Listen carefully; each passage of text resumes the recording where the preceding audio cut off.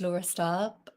Oh, I think I went a bit ahead of time there. Hello, everyone. My name is Laura Staab. I'm a writer and critic, and I'm very happy to welcome you all to this discussion with the filmmaker Helena Wittmann. Helena is, I think it's safe to say, one of the most treasured minds in contemporary art cinema. Her first feature film, Drift, from 2017, mesmerized audiences with beautiful images of the Atlantic Ocean. And her second feature film, Human Flowers of Flesh, which premiered at Locarno last August, continued to thread together bodies of water with other curiosities that have animated her work so far.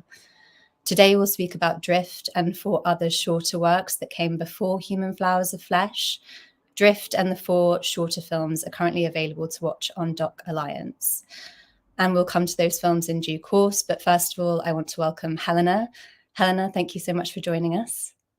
Thank you so much for the introduction. I'm happy to be here. Lovely. So I thought, as we're going back to the beginning with this discussion, to some of the first films you released, I wonder whether we could start simply with how you came to filmmaking. There are various influences that course through the films, which we can talk about more later, but I wondered whether there was a particular film or filmmaker or film moment at which cinema kind of called out to you, as it were. There was never like just one moment, or it also, I think it was never a decision really to make films. There were many decisions, of course, like on the way. I mean, obviously I always loved cinema already as a child, and but then without plans to make films. And then, you know, as a teenager you start to try things and just to play, I guess. It's more this, so you play. And very early on, sound played actually a big role. This I remembered, that I was always like thinking a lot about like how to combine image and sound and try to irritate, to cause some irritation there, like in the first, like when I was younger. And then, I mean, what I always did and what I'm still doing for research a lot, but I never exhibited it, it's like photography, and it's always like analog photography. So somehow, and I don't really know how it's connected, but I use it now almost as a tool. But this is what I think I'm doing for the longest time in my life, like consistently, in my working process. And this led kind of, I think, this thinking about and with images, or maybe more with than about in the first place, and then later on about, you know, when they exist. Or so this is definitely like has to do with the start to make films, but I don't know when it like shifted really. And then there was another point, when I had already the interest, at least, to make films, but still was still studying something else, which was also my idea. I thought I should live first, like to have some experience first, before starting to go to an art school or to go to a film school, which was, I think, at that point open to me. And and then I worked for some film festivals, like short film festivals, and the second one was Oberhausen. And I was 21, and it was in 2003, I think. Yeah, must have been something like that. And there I saw like experimental cinema or film for the first time. And this was some like really, something happened to me there. I mean, like the festival, like half a year before, no, this is true, I had seen Mothlight from Stan Brakhage, also an opening program of a short film festival. And this was, I mean, it's weird because now, like this year, I had the chance to see it twice projected on film, but I hadn't seen it in 20 years. I had seen it like on YouTube, you know, but it's not the same, especially with this film. So yeah, I just remember that I was so excited about it. I don't know, like it's something like I felt related, and also afterwards to other films I felt related. And as I said, like I grew up in the countryside, so there was definitely no art cinema there. No experimental cinema for sure. It was like art house at best. So Yes, I think that's really interesting, because I was going to ask you about whether you identify as a German filmmaker. I always kind of think of you as less of a German filmmaker and more of a global filmmaker. I mean, the films in the program travel to Antigua, the Azores, Brazil. They conjure up Africa, Asia, the Danube.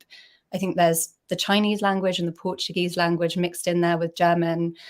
And yeah, when I tried to fit you into histories of women's experiments, of women's filmmaking in Germany, I can kind of make a connection with maybe Claudia von Allemann or something, the way in which her protagonist in Die Reise nach Leon is doing this kind of embodied research, makes me think of some of the characters in your films. But yeah, I think it's interesting that you feel like you've come up in the film festival context, which is a kind of transnational context, more than feeling like you had this diet of German films and then kind of added to that. But you also studied Angela Schanelek. So yeah, I'd be interested to hear you speak about those various contexts and how you feel in relation to those.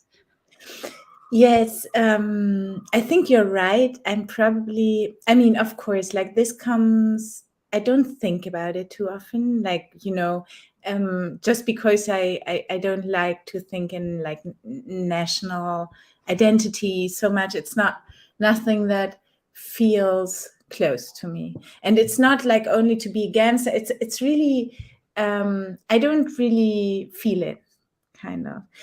But but of course, like the influences and stuff, and I was actually asked that lately, and it was really interesting, because I realized that from the very first films, like the first, it was not even, now I would say not even films, it was like sketches or something I did. And I remember one time there, someone from another like film school professor, I don't even remember who it was, but came and watched like one of these early works and said, and was like really amazed and said, "This is so not German." I was like, ah. And this happened again and again. Also like with Drift, when Jonas Nassau, who then selected it for the Settimana in Venice, in his first email when he reacted to it, he also wrote, "This is like really not German cinema. It's so weird." And I'm like, I mean, yes, and it's interesting because I feel attracted to the world in general out there, and also to films. And I never, I know, of course, we have like cultural influences, and more than that, maybe productional, basics. So in this sense, yes, I'm privileged, for example, to be able to make films in Germany, and that's definitely like a difference to other countries, even to the United States, where you don't have public funding. I mean, it starts like, it's not only like Western countries, and not like, it's like really seen everywhere, like these differences, and this plays a role for sure, but not so much in the like what moves me. But this is also because I'm telling, like, I make the films from life. So life comes, no, I don't know what comes. Yes, life comes first, then come films, but then life is influenced by the film. So it's like continuous. It's like completely interweaved. Absolutely. I think that's a nice point at which we can talk about your first film, The Wild, from 2013. So you made this while you were at the Academy of Fine Arts, is that right? That's right, yeah. And yeah, I just wanted to ask you how it came about, what the seeds of inspiration were here, how it was to make this film. Yeah, I mean, it's a long time now, but it was, it's kind of important to me, I think, for different reasons. First, maybe I say it first in order not to forget, because it was the first time I collaborated with Nika, with whom since then I'm always collaborating with. She's doing the sound design, the composition, but we also, I mean, we are super close friends also, so we talk a lot about life and films and music and work. I don't know. So yeah, so this was the first one, and I think it really marks a change for me, at least. And The Wild, I mean, it's a good example, because in a way, maybe 2 or 3 years, I don't really remember, before starting to shoot, or or maybe even planning this, I can't say anymore, but I inherited like this archive, like an archive of Super 8 films from a grand uncle. So he was the husband of my grandmother's sister, and he invited me to their place because they knew I was interested in film, even making films. So and then he put like in his living room. They come from a workers' background, and it's like really one of these houses you see also in the wild now, but it's not that house, but it's very similar, like this post-war architecture, like German architecture. Amazing All avocado green bathroom suite as well. No, it's incredible. I mean, it speaks so much of a time and a certain life. I don't know, So yeah, I arrived, and then he built up this like projection screen and screened the Super 8 films, and it was amazing because I didn't know about it. I mean, I didn't know that he was traveling so much. Which he always did because he loved animals. So he was like really filming animals and plants. And then of course that he traveled mostly it was mostly like East. I'm always like mixing East Africa, like Kenya, Tanzania, and so on. So also former German, it's not called colonies here, but like anyway, colonies. And of course he wasn't aware, never thinking about it or something, and he was really like just filming this. But yeah, so I was in this living room. He was very, very, and he showed. So first I felt very touched, and then there was this super strange combination of these wild animals in this like super domesticated surrounding, and but I first, so I knew I wanted to make something with this material. It's a lot. No, we see only very, very little of it now. And of course, first I thought of a found footage film, but then I don't know, I didn't find a thread. I couldn't get into it that way. So I left it like aside. And and then this came up, like this idea, or that actually like the interesting part was like having seen this material in this space, and also having like, I don't know, all the fruits that we are so used to, like bananas and oranges, but that are like exotic, or and the orchids and all this, which is like mixed already with our living spaces and our lives. So I thought, oh, there's something there. And then I looked for animals that had like the presence. I mean, as if you would like look for an actor or an actress, I suppose, like who has the presence to regain the space in a way, like because I was interested in untaming them again a little bit. Not, I mean, this sounds maybe also too easy, but then also with the gaze of the animals in the end, that they look back. So at one point I realized that some animals look directly into the camera. So I started to search for these images because I thought there's something strong. It's like, like, so yeah, this was the way. And then also to find, I mean, everything, it's actors who play it, so it's not my family. I needed also to put this distance, for example. But yeah, this was the way it came about. Yeah, it's really, I think, seeing those Super 8 images projected in that space on the cabinets, the ceiling, the wall, it really undoes the kind of containedness of the home in ways that we can maybe revisit later in relation to another film. Your next film from 2014 is called 21.3 degrees Celsius, which is a very specific title. I wondered if you could elaborate on that. And then maybe describe what happens in the film. This is a bit cryptic, but there's a temptation, I think, to use a specific term that's very well-worn, very baggy for the fixed camera position and the kinds of repetitions that happen in the film. And yeah, I think I'd like you to talk about the film before summoning the spectre of that very weighty term, which is structural film. So thinking about the title and it's interesting because I really think it isn't. I mean, for me, it's not. It's not because it's not. If you look like the blacks, like everything is.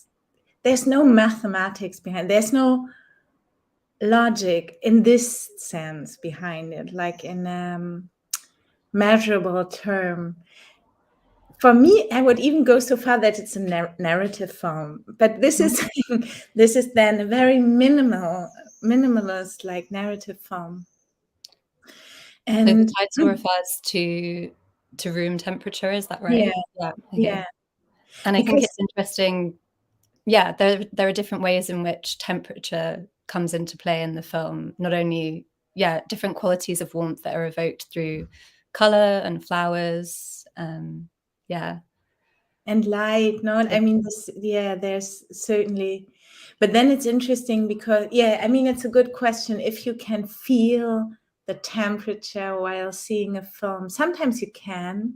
I think. I don't know.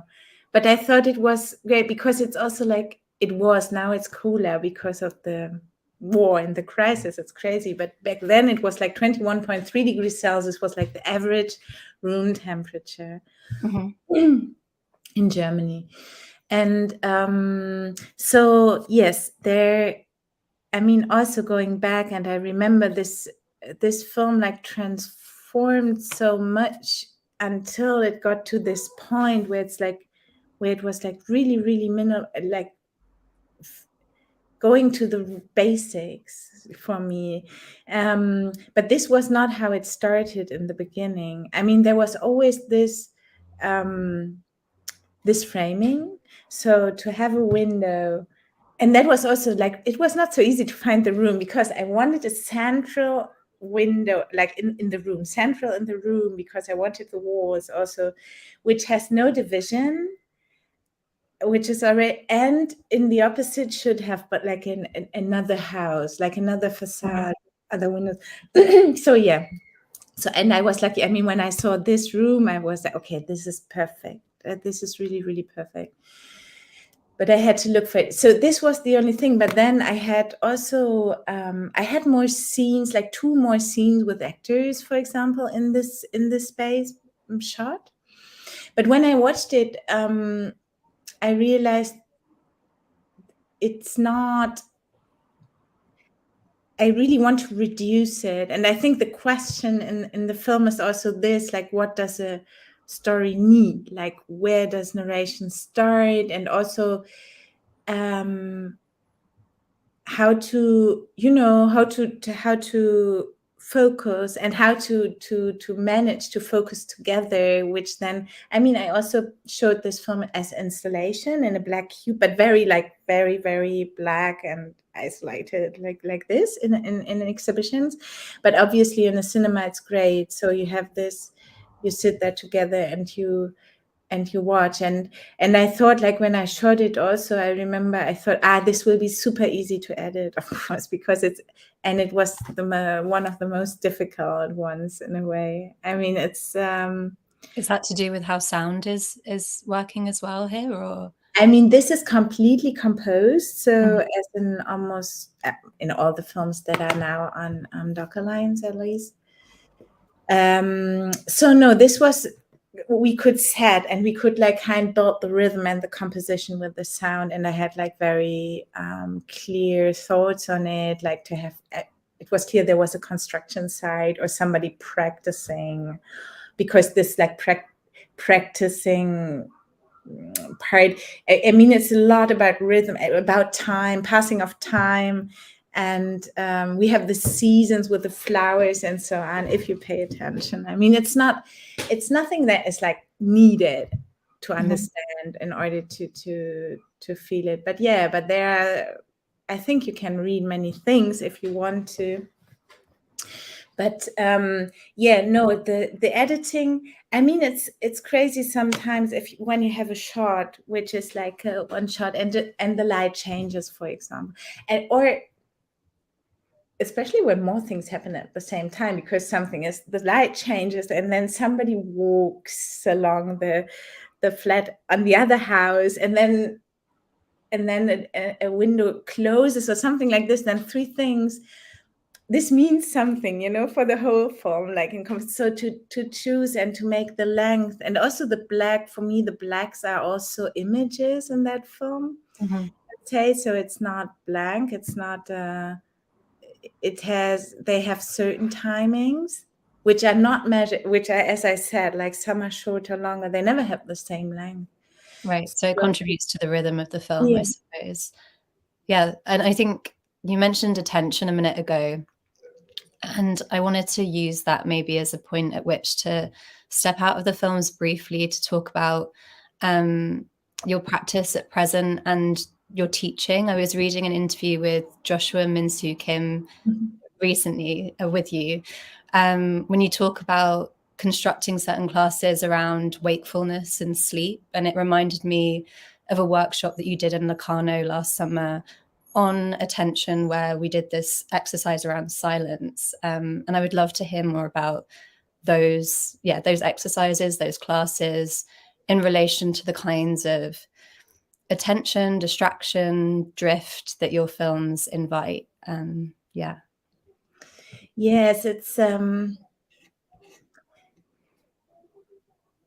I guess, now thinking about it, like what does all of this has to do with each other is really, I think, the presence, probably, to be present, and not like in an esoteric sense, but really because, as I said, like when you sit in a cinema and you watch a film like 21.3 degrees Celsius, it could be the same, like attention, as if what we have experienced when we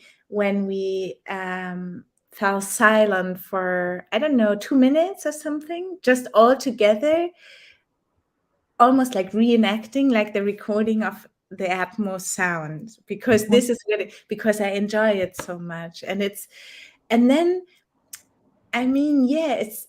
it is something that it changes the whole situation completely. It changes the surroundings. It changes the relations between the people who are present. It's really, you listen, even your relation to yourself changes, because suddenly you hear your breathing, for example. Most of the time you don't pay attention, and it does something, and then you connect, and then you ask, like, does anyone else like hear my breathing? It can be uncomfortable for some people, and all these things. It's very, very it's very exciting, and I think when you find these moments it creates more of a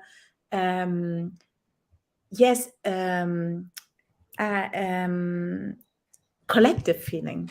Mm-hmm. And this, of course, like when in seminars, this also plays a huge role for me, at least. Like I like, because somehow in a collective, or when you also enjoy, like when you engage, let's say, so when you engage with what you're doing, thinking together, you can go so far. It's and it's like, and you never know where it will end, and this is the best case, but for this it needs, somehow you have to align in a certain way, or to sync. I think it's also about syncing without being all the same. So of course not, that would be super boring, so we need to be diverse and different. But and it's also a little bit magical always. I don't know, because you never know if it works. You never know if it works. It's like, and it's so fragile. It will end. You also know that it will end. I think, and yeah, that magical quality is definitely present across various of your films. But maybe especially in Art of Kaleh, there's something really precious about that film, which is also unfolding in domestic space, also filmed on 16mm, like 21.3 degrees Celsius. and also has this really magical title, which is maybe worth unraveling a bit before we get into talking about the film itself. Yeah, because it's not a secret. But Kaleh is an island, was an island, because it had been drowned some decades ago, and it was like in the Danube River, and it was it belonged to the Soviet Union, but it was an Osman, like a Turkish enclave. So it was many things. It was very small and tiny, only 2 kilometers long, and had like these cafe houses. So at the time when it was flooded, it used to be a place where people loved to go for the weekend and be among the roses, have a coffee, have a tea, I don't know. So this place was drowned, and Kaleh means Ada is the island, and Kaleh is fortress. So it's Fortress Island at the same time. So actually I had finished editing the film, was looking for the title, and I wanted an island that had disappeared. And when I found Kaleh, it was just, it was a match, Sometimes, it's also like this, you never know when it happens. So it's not so much like a conceptual thing, but it was clear. It's like this island that, yeah. But do you think that notion of an island that's disappeared speaks in any specific ways to this domestic space that we see in the film, and the kind of like the play of light, the curving camera movements? I suppose I'm trying to nudge you towards saying that Kaleh, the film, is this kind of utopian space, I think, for various reasons. Had you thought about it as a utopia before the film, or like trying to construct a utopia? Yes, it was at least like a very early question of mine, and a feeling towards it, like also towards the material that I had, and towards this place also, because I lived for 7 years in this place. Now it's a long time ago, but there was something about it, like something very, very special. And there were various utopia happening in this place. It could have been like one long conversation, or situation, but this happened. And then I realized, thinking about it, or what it meant, it was clear that this is like limited in time, that you can never hold on to utopia, because then it's not a utopia anymore. So, and this is, as always, like when I realized that you have to let go something precious, it's okay. I don't know. It's reassuring, it helps you to move on and to find the next utopia. And this is something that was also like in this, how I moved the camera, to include all 3 times there, like the past, the present, and the future, because it's panning. So you always have just recently seen the past. You have this part that is in the image, which is really like the present, and and the future is about to come. So I think, this scanning and traveling through time without being in a distinct time also in this place, or at least it doesn't play a role. It could be any time for me. I don't know. And it's also like this, no? And then the relation between space and time, so that we can never orientate ourselves in this apartment, even though we see almost all rooms. I think, I would guess, nobody could, like draw a map or something of it. And it's not, but this changes something with the perception also, that you can't do it, that you can't orientate yourself, that it's not about this, that it's not a space to be measured. Definitely. And I think, there's something really nice about that in relation to the way in which, across all 3 of these films that we've spoken about, domestic space is kind of porous, whether it's, as you say, bringing flowers inside the home, or this attraction to windows, or what's happening with sound. I think these curving camera movements really help to destabilize the home, because I think throughout all the works as well, there are these references that I see to Chantal Akerman. So in The Wild, you have a woman peeling potatoes and making some sort of meat dish.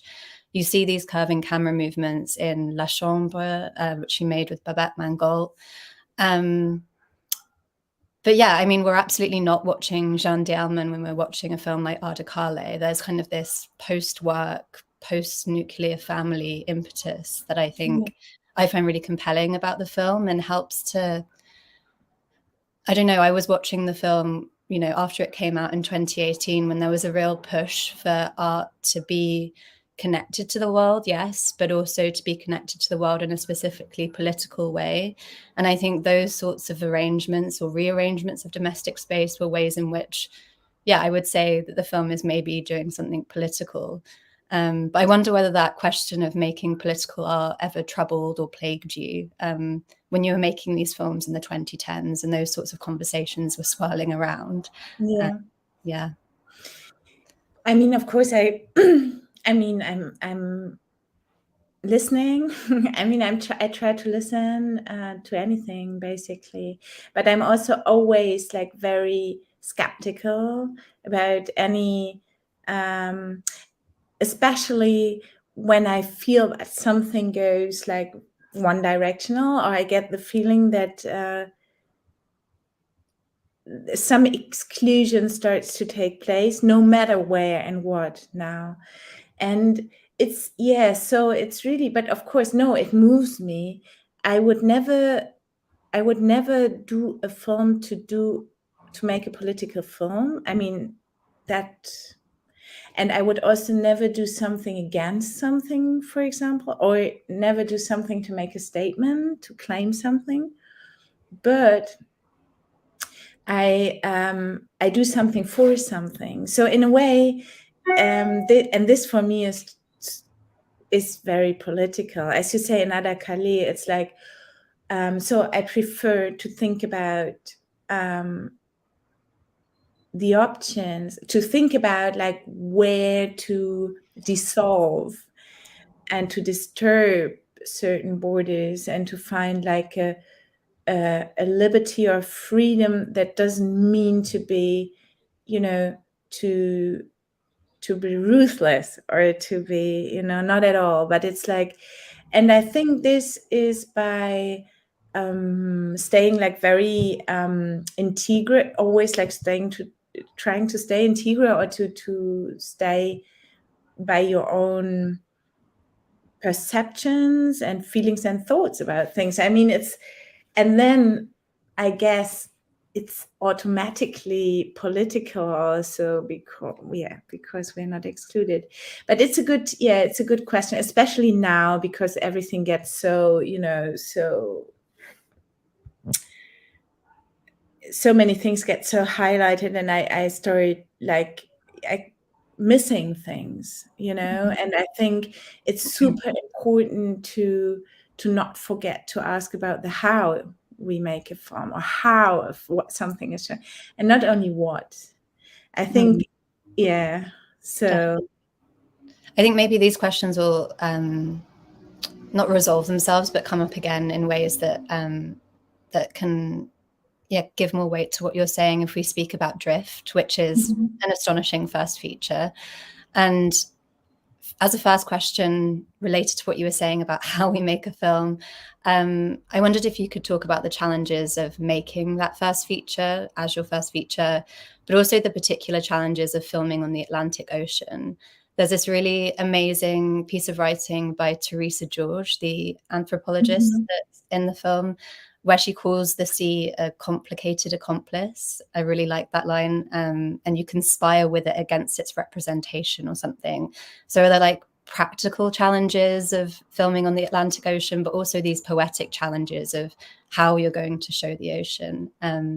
So yeah, a question about the making of Drift and the sorts of things you were up against and thinking about while you were making it.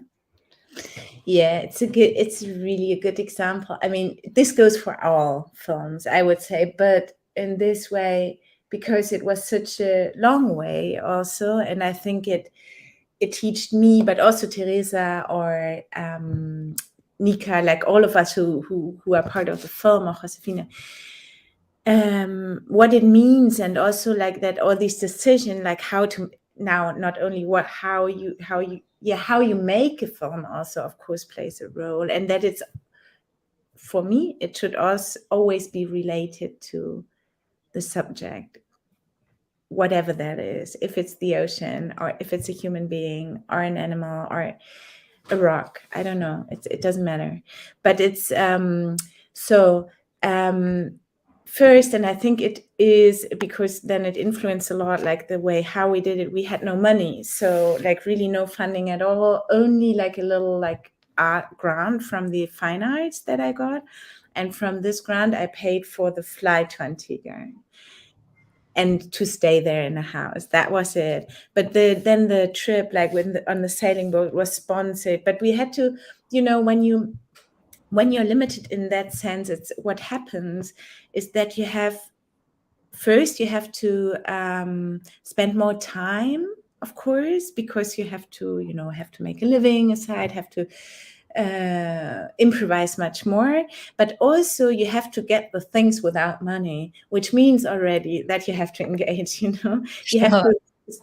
have to convince people, and this takes time, so you can't go and say I want this, and then no, you go first and say, you just look, and then you go again, and then you start talking, and then comes the moment, and you have to choose the right moment to ask for something, for example. So all these things like really change things from the very first, like from the basic, the protection, and then but then also what we did was, in the case of Drift, we didn't have a script, so we had many tags, and there were then the further we got to the end of the film, and the more scenes we wrote also. So there were some scenes written, but like really it was like missing scenes or things that we understood were needed. Now my cat is like wanting something. Waking up from its sleep. So what we did was to shoot, and we always understood it as research at the same time, but lots of this research material turned out to be in the film in the end, so we did this, and then I immediately like started to edit it, and we would watch it together, we would talk about it, and then go on over like 2-3 years. And it's amazing because then also you learn.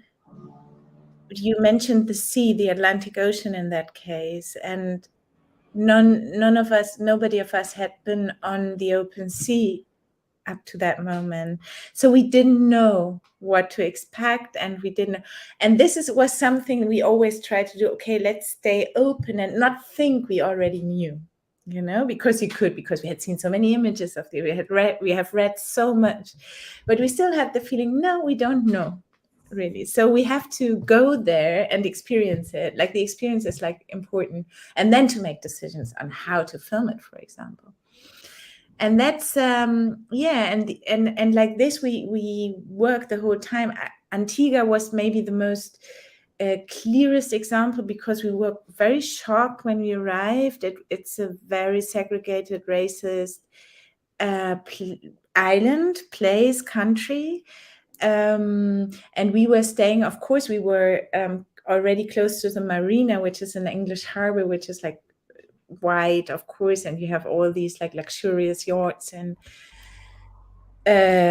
we had somehow, and we wanted to film there also. We had 10 days on the island, and it was really difficult to find a way in the beginning for us, because it was clear that we didn't want to pretend that we were there and would understand it. I don't know. Then we had to find a way how to, and that's why it ended up in the car, because like a car is exactly this place of it's a very exclusive space. It's a private space. It's a safe space, and you just like pass through anywhere and look out of the window. So I think like some relations are really clear by that, and I think it for us it was the most honest way to to face it. I don't know.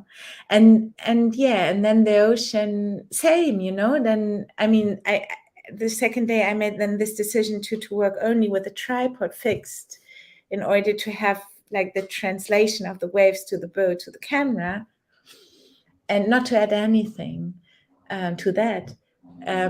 But it was my way to I could understand it best. Yeah. So yeah, that's maybe just briefly, because it goes also for the sound and stuff. I mean, like making an image of the ocean as much as trying to find a sound for the ocean is such a challenge, because it's so overloaded with projections, interpretations, metaphors, ideas. So to sneak in between these things and try to avoid this, especially when it comes to sounds, actually, it was a real challenge, but it was great to there's something you said in a conversation I was listening to with you before, where you said specifically about sound that almost every sound that you tried to put to the sea at the beginning makes it sound like holy, or sublime, or like cheesy, or whatever. It's like it immediately. It's so strange.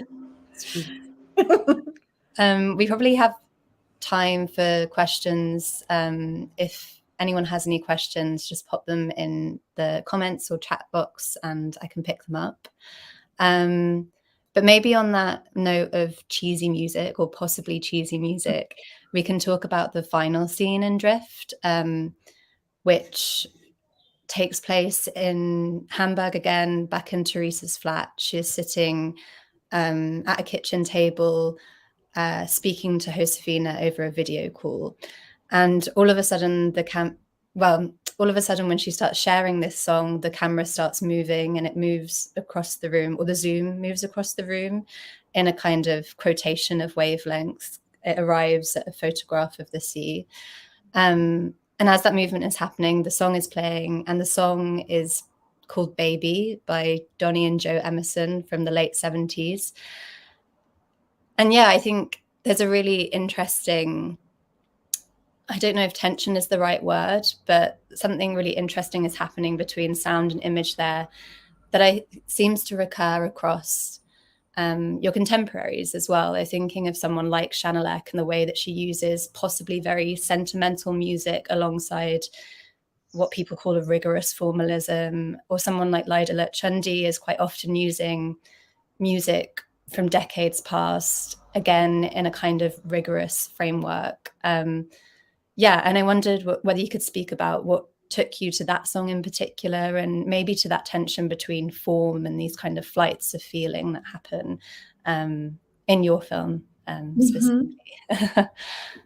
It's really it's so nice to say, because actually all that led me there was intuition, which is crazy to say now, but I can add, of course, because I say this, and of course intuition comes from something, so we have all this knowledge like collected, and then it comes up, it comes to the surface at some point. I knew this song before, and then afterwards you understand why your intuition made you do this like that. I would say this is very often how it works in my work, but so it was really it was one night, and with Teresa, and I was in the studio, and the whole film was finished, really, like the whole edit, not finished because they were still like final sound mix and stuff, but the last scene was missing. And I didn't know how to, and there were like several ideas up in the air, but nothing really convincing. But I had no stress. I mean, I didn't have to finish that film, so I knew it will come. It's like, like this. And this is how it was. So suddenly, I don't know, Teresa and me sitting there, and you were listening to music already. And somehow, but it was not that song playing, but I asked Teresa to please play that song, Baby, from Donny and Joe Emerson. And she did. And then I asked her to play it again. And then it was like really this the scene was before my eyes. So like just minutes later, I said, okay, Teresa, I think I have the final scene. And I looked in YouTube for Wavelength by Michael Snow in order to explain like what, even though in my case it's a traveling, in his case it's a zoom, Okay. but this doesn't matter, but it's the same idea, you know, to cross, and also like how it frames narration again, you know, how we, like all these things. Anyway, so I had this like as a reference, and I played the song, and I told her what I think should be visible. And she said, that's the scene, let's do it. And we did it exactly like this. So, and then the song, I mean, it's so, and why did this song come to my mind? I think, I mean, it's interesting that they were teenagers when they made it in their like studio at home. It was not a studio. They wanted to become a musician, but it didn't have success back then. So like, I think 30, 40 years later, it was like rediscovered, and then we all knew it. But it was like an old thing. It was like, and it has this immediacy somehow. It also has this like strange rhythm where it's always like a little bit behind, which goes along with the waves. You think they have like a period, like they have, but they don't really, like it like the variation comes very quick. So, you know, all these things. And then of course it's very touching, and somehow I still don't know, when I see the scene and hear it and listen to the text, sometimes I think of the sea. Sometimes I think of of friends or lovers. This remains open, but it's really, there is something, I think. And when you talk about like the formalism, or the precision maybe, or the strictness of a form, which goes in this case for the image maybe, and the duration. And then you combine it with this, it's like an invitation also, no? It feels like, and it's warm. Definitely. Because Wavelength, you know, it's kind of a frantic film. You know, there are all these interruptions and interferences, and obviously someone falls to the floor at one point, and then someone else is, you know, all of these things are happening. And I don't know, when I watch the end of Drift, I feel like I'm, I don't know, in the backseat of my parents' car or something. It's very, you know, very easy, and very lovely, because, you know, Teresa and Josefina are reunited over a video call for the first time in like 45 minutes in the film, in the space of the film anyway. Maybe I have time for one last question, and it's to do with, how you think of your relation to all these different texts and movements that you borrow from. I feel like sometimes when I've spoken to you before or read interviews with you, you feel not irritated, but dissatisfied at the word homage. And I wondered whether you'd read a recent book called Affinities by Brian Dillon. No, I haven't. Because for me, I wonder whether this word affinity isn't a good word for your relation to all of these different filmmakers. It's a collection of essays on some of the cinema, literature, photography that kind of has a hold on him, won't let him go for whatever reason. He's trying to figure out, you know, why that is. And he has these meditations on the word affinity threaded through them. And he has this really lovely thing about affinity is kind of getting in the mood as well. And I don't know, what I find really compelling about Drift is that it kind of gets me in the mood to think about all of these different things: domestic space, the environment, travel, through these really like pleasurable connections to other texts, but also really pleasurable images of the ocean. But am I right in saying that you have an irritation or dissatisfaction with words like, I don't know, influence, homage, quotation? I think different influence is fine, I guess, because of course we are all influenced, and for sure, like obviously Wavelength had influenced me. I mean, this is clear. But homage, I think the problem I have with it is that it's closed. I mean, that it's like, because I'm not doing it to praise someone, or even though it's clear because I'm doing it that I like it already. So it's not, but it's not about this. This is not the reason why. I think the reason why goes beyond this or further. And this is maybe what you said, like is used by this affinity, So because all these influences now are affinities, they came back. Like when I was thinking about making the films, and that is interesting. That what I said before, like then suddenly, like baby, like the song. It can be a song, it can be a poem, it can be a language, even. I don't know, like. And suddenly it comes to the surface, because of course it is stored some, but I might have not thought of it in 10 years. But then suddenly it comes back, and I'm always like, there must be something. Like I really trust these things, because there's like an intellect behind it that is like not planning, that is not like this. It's not intellectual in that sense, And and I trust it a lot. It also we talked about sleep and these things before, and it comes like very often when I falling asleep, waking up. So in these like in between moments that are maybe the clearest for me. Mm-hmm. And to think or to make decisions, I make like almost all my decisions in these times. So I don't like homage for this, but they are clearly influences, affinities, and I live it. And somebody said lately something that I also liked as a term or as an idea, or I could relate to it very much, is like that these works that stay with me in a way or another, that I inhabit, that you can inhabit films, or that I inhabit films, and it's also what I want others to do with my works. Like I hope they find their space to inhabit them in various spaces, corners, ways, like this. That's really lovely. And I think a really good place to end. I know you have to leave more or less on the hour, and you've been very generous with your time and thoughts. So yeah, thank you very much, Helena. Thank you, Laura, for this. And I would just direct everyone to Doc Alliance to revisit or watch for the first time Helena's lovely films. Thanks.